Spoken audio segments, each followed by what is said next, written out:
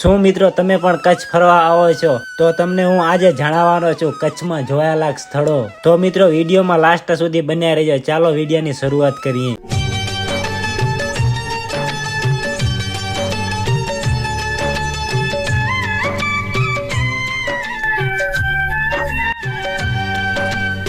Number 1 દાદા મેકરણ મંદિર ધ્રાંગ। સન 1720 મેકરણ દાદાનો જન્મ થયો હતો। તેમણે લગભગ આખી જિંદગી કચ્છના રણમાં જ પાર કરી છે। આ માનવતાવાદી સેવાઓ કરી। સન 1786 તેમણે પોતાની જાતને ધ્રાંગ ખાતે સ્થિર કરી।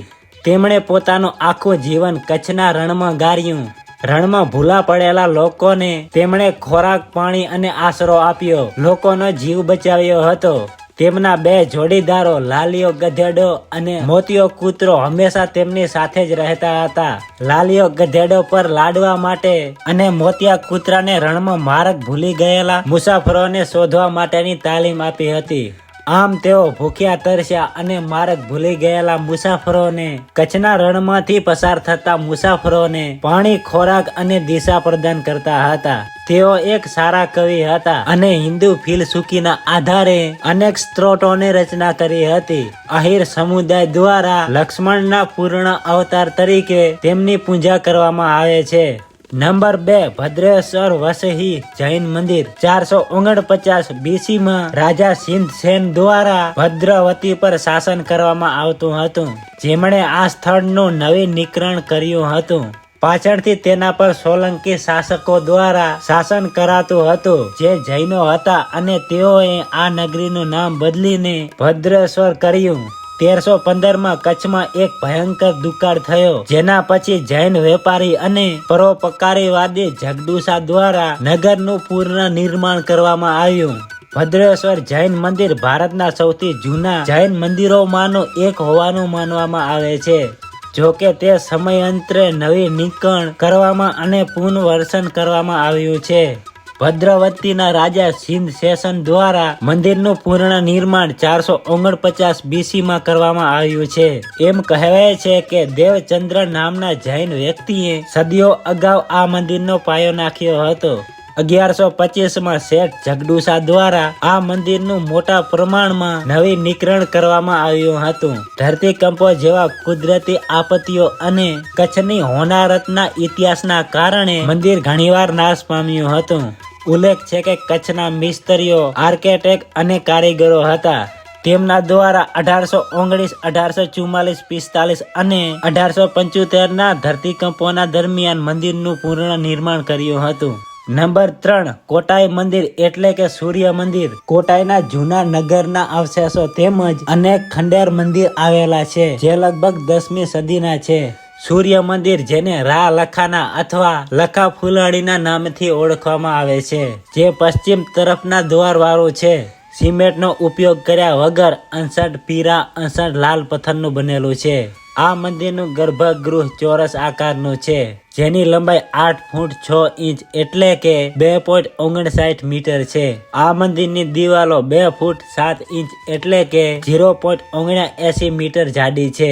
તેના ગર્ભગૃહની પ્રદક્ષિણા કરવા માટે તેની ફરતે 2 ફૂટ 6 ઇંચ પહોળો ગલિયારો છે। આ ગલિયારો પથ્થરમાં કોતરેલી 2 જાળીઓમાંથી આવતી પ્રાકૃતિક રોશની દ્વારા પ્રકાશિત રહે છે। આ મંદિરનું મંડપ 18 ફૂટ 9 ઇંચ એટલે કે 5.72 મીટર પહોળું હતું। મંડપની માત્ર ઉત્તરની દિવાલ શેષ રહી છે। તે દિવાલ ઉપર સારી રીતે કોતરેલા શિલ્પો આવેલા છે। આ મંદિરના શિખરો પણ 8 ત્રિકોણ આકાર આકૃતિઓની અલંકૃત સજાવટ છે। આ કૃતિઓ ચૈત્ય જેવા આકારની છે અને તેમને શિખરની ચારે બાજુમાં મૂકવામાં આવી છે। આ કૃતિઓની વચ્ચે સુંદર માનવ કૃતિઓ કોતરવામાં આવેલી છે। શિખર ઉપર ચડતા આ ત્રિકોણ આકાર કૃતિ એકની ઉપર એક ઘટતા આકારમાં પુનરાવર્તિત આવી છે। શિખરના ચારે ખૂણે નાના નાના શિખરો એકની ઉપર એક એમ મૂકવામાં આવેલા છે અને તેમની રચના મુખ્ય શિખરને મળતી આવે છે। શિખરની બહારની બાજુએ સુંદર અલંકૃત કોતરણી કામ કરવામાં આવેલું છે। મંદિર સંકુલની આસપાસ 100ની ઘણી મૂર્તિઓ આવેલી છે. મંદિરના દરવાજાની ફ્રિજ પર 2 પંક્તિઓ લિટલ પર ગણપતિ અને જામુડિયાથી સુંદર અલંકાર સાથે કોતરવામાં આવે છે. નંબર 4 કાળો ડુંગર. પશ્ચિમે પીર પર્વતમાળામાં કાળો ડુંગર કચ્છનો સૌથી ઊંચો ડુંગર કહેવામાં આવે છે, જેની ઊંચાઈ 458 મીટર છે. તે જિલ્લાના મુખ્ય શહેરથી 97 કિલોમીટર દૂર આવેલો છે. કાળો ડુંગર પર્વતોની ભૂસ્ત્ર રસાસ્ત્ર રચનાની રીતે કચ્છમાં સૌથી જૂનું છે, જે 190 મિલિયન વર્ષની વાયના છે.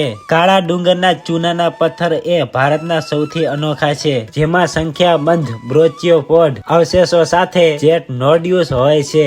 ચૂનાના પથ્થર બેસાલ્ટ જેવા અગ્રણી ખડકો જેટલા કઠણ અને કાળા છે. કાળા ડુંગરના ખડકો જુરાસિક સમયગાળા દરમિયાન ઊંડા દરિયાની સ્થિતિ હેઠળ રચાય છે, જ્યારે ડાયનાસોર ખંડોમાં ભટકતા હતા. ઊંડા પાણીમાં રહેતા પ્રાણીઓના અવશેષો કાળા ડુંગરના ઉચ્ચ શિખર ઉપર જોવા મળે છે.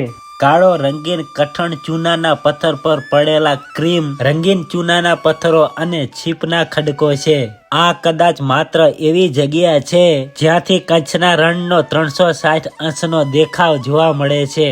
આ જગ્યા પાકિસ્તાનની સરહદની નજીક હોવાથી તેની ટોચ પર લશ્કરી થાણું છે. તેની આગળ માત્ર લશ્કરના વ્યક્તિઓ જ જઈ શકે છે. કાળો ડુંગર 400 વર્ષ જૂના દત્તાત્રેય મંદિર માટે જાણીતો છે. દંતકથા મુજબ જ્યારે દત્તાત્રેય પૃથ્વી પર ભ્રમણ કરી રહ્યા હતા ત્યારે તેઓ કાળા ડુંગર પાસે રોકાણા અને ત્યાં ભૂખ્યા શિયાળોનું ટોળું ત્યાં તેમને જોવા મળ્યું. તેમણે પોતાના શરીરનો ભાગ શિયાળના ટોળાને ખાવા માટે આપ્યો અને શિયાળોએ તે ખાધા પછી દત્તાત્રેયના અંગો ફરીથી ઉગવા લાગ્યા. આના કારણે છેલ્લા 400 વર્ષથી મંદિરનો પૂજારી રાંધેલા ભાતનો પ્રસાદ સાંજની આરતી પછી શિયાળોને ધરાવે છે.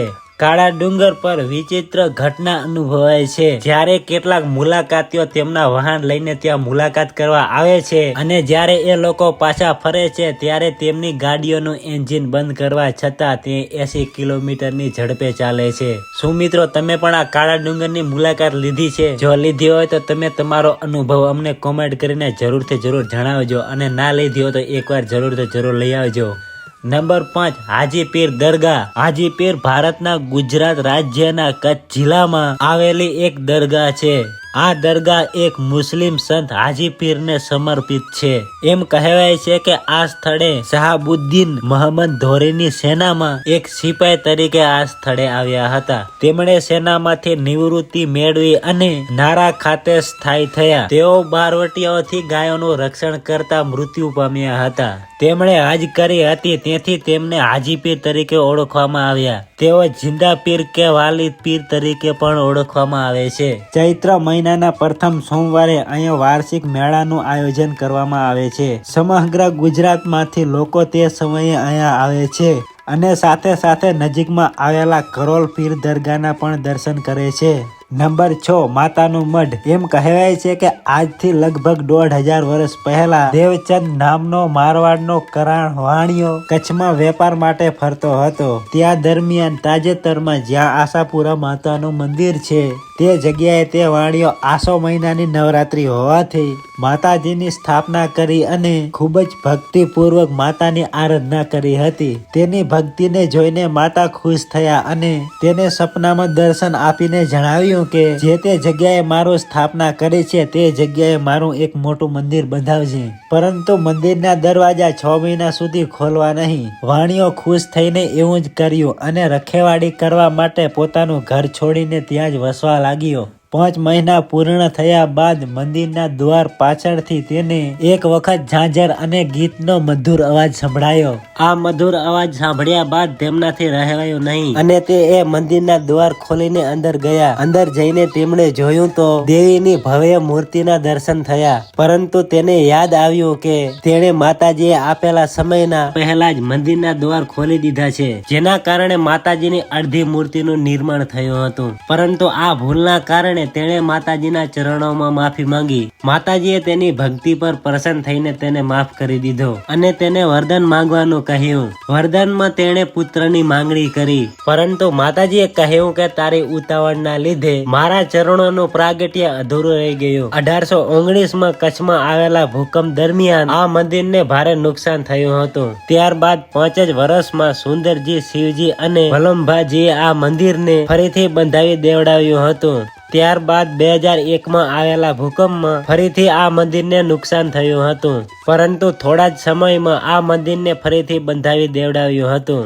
નંબર 7, લખપતનો કિલ્લો. લખપતનો કિલ્લો ભારત દેશના પશ્ચિમ ભાગમાં આવેલા ગુજરાત રાજ્યના કચ્છ જિલ્લાના લખપત ખાતે આવેલો પુરાતન કિલ્લો છે, જે જમાદાર ફતેહ મહમદે ઈસવીસન 1801માં બંધાયો હતો. લખપત ખાતે એ સમયે બંદર ધમધમતું હતું. 1851 પહેલા સિંધુ નદીના કિનારે આવેલા બંદરની રોજની 1 લાખ કોરી કમાઈ આપતું હોય લખપતના નામે પ્રસિદ્ધ થયેલું હતું. જોકે એક માન્યતા મુજબ કચ્છના મહારાજાએ લાખાએ આ બંદર વસાવતા લખપત તરીકે ઓળખાયેલ હોવાનું મનાય છે. ઇતિહાસમાંની વિગત મુજબ ઈસવીસન 1819ના સમયમાં તે લખપત રજવાડાના સેનાપતિ જમાદાર ફતેહ મહમદની ફતેહ મહંદી હતા, જેઓને કચ્છ ક્રોમ બેલ્ટ તરીકે પણ જાણતા હતા. તેમના દ્વારા લખપતનો કિલ્લોનું બાંધકામ કરવામાં આવેલ આ કિલ્લો આજે પણ ભૂતકાળની તથા ઇતિહાસની સાક્ષી પૂરતો અડીખમ ઉભો છે. આજે લખપતમાં મોટા ફેરફાર થયા છે, પરંતુ આ કિલ્લો આજે પણ તેમનો તેમ ઉભો છે. કચ્છમાં 1819ના વર્ષમાં અને 2001ના વર્ષમાં મોટા અને વિનાશકાળ ભૂકંપ આવ્યા હતા, છતાં આ કિલ્લો અડીખમ રહ્યો છે. આ કિલ્લાના નિર્માણ કરતા જમાદાર ફતેહ મહમદની ફતેહમંદી વિશે કવિ કેશવરામે ફતેહ સાગર નામે ગ્રંથ રચ્યો હતો. પ્રવાસીઓ અહીંયા ઐતિહાસિક ધરોહર જોવા આવે છે. કિલ્લાની સુંદરતા અને બાંધકામ પ્રવાસીઓને વધારે આકર્ષણ છે. કેટલીક ફિલ્મો, ડોક્યુમેન્ટરીના શૂટિંગ અને ફોટોગ્રાફિકના લોકેશન માટે પણ લખપત હબ બન્યું છે. નંબર 8, રવેચી માતા મંદિર. રવેચી માતાજીનું મંદિર ભારતના પશ્ચિમ ભાગમાં આવેલા ગુજરાત રાજ્યના કચ્છ જિલ્લાના રાપર તાલુકાના રવ ગામ પાસે આવેલું છે. તે એક પૌરાણિક મંદિર છે. દેવીસર તળાવના કાંઠે ઘટાદાર વૃક્ષો વચ્ચે આવેલા આ મંદિર પરિસર રમણીક છે. આ મંદિર ઈસવીસન 1821 એટલે કે 1878ના વર્ષમાં 24,000 કચ્છ કોરીના ખર્ચે બંધાવવામાં આવ્યું હતું. આ મંદિર 30 ફૂટ લાંબુ, 17 ફીટ પહોળું અને 54 ફીટ ઊંચાઈની સાથે 2 ગુંબજો ધરાવે છે, જેમાં પ્રથમ 7 ચોરસ ફીટ અને બીજો 14 × 7 ફીટનો છે. મંદિરનો મુખ્ય ભાગ 14 ફીટ × 13 ફીટ વિસ્તાર પર 44 ફીટ ઊંચાઈ પર છે. મંદિરના મધ્ય ભાગમાં રવેચી માની વિશાળ મૂર્તિ આવેલી છે, જે વાગડ વિસ્તારમાં બહુ જ માન્યતા ધરાવે છે.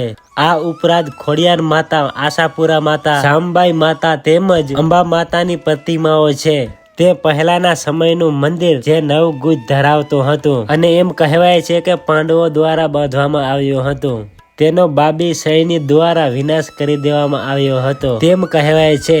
મંદિરની દિવાલના ખૂણા પર પાળિયાઓ આવેલા છે, જેના પર ઈસવીસન 1271 એટલે કે સંવત 1328 શ્રાવણ વદ બીજ શુક્રવારના સમયનો લેખ છે. આ મંદિર પરિસર ખાતે શીતળા માતા, ગણપતિ, હનુમાનજી, વાસંગી ખેતરપાળની પ્રતિમાઓ અને પંચમુખા મહાદેવનું મંદિર, કામધેનુ ગાયની ડેરી તેમજ મહંતની ડેરી આવેલી છે. નંબર 9, તેરાનો કિલ્લો. દેસરજી પ્રથમ 1718 અને 1741ના શાસન દરમિયાન તેરાની જાગીર સોંપાતા આ કિલ્લો જાડેજાઓ શાસકો દ્વારા બાંધવામાં આવ્યો હતો. મહારાવ લખપતજીના શાસન 1741 અને 1760 દરમિયાન યુદ્ધમાં કિલ્લો ભારે નુકસાન પામ્યો હતો. તેરા જાગીરના સુમરાજી ઠાકોરે કચ્છના રાવ સાથે ખરાબ ભાષામાં વાત કરતા લખપતજીએ તેરામાં સેના મોકલી હતી. કચ્છના ઇતિહાસમાં પ્રથમ વખત યુદ્ધમાં તોપો વપરાઈ હતી. તોપ ગોળા વડે મોટા ભાગનો કિલ્લો નાશ પામ્યો હતો. 3 મહિનાની ઘેરાબંધી પછી સુમરાજીએ માફી માંગીને શરણાગતિ સ્વીકારી હતી. 1819ના ધરતીકંપમાં આ કિલ્લો નુકસાન પામ્યો હતો અને પછીથી તેનું સમારકામ કરવામાં આવ્યું હતું. આ કિલ્લો હવે કચ્છનું એક પ્રવાસી આકર્ષણ કેન્દ્ર છે. નંબર 10 આઈના મહેલ. આઈના મહેલ એ 1761 માં રાવ લખપતજી દ્વારા બાંધવામાં આવ્યો હતો. આના મુખ્ય વાસ્તુકાર કચ્છી મિસ્ત્રી રામસિંહ માલમ હતા, જેને કચ્છના સ્થાનિક મિસ્ત્રીઓ દ્વારા મદદ કરવામાં આવી હતી.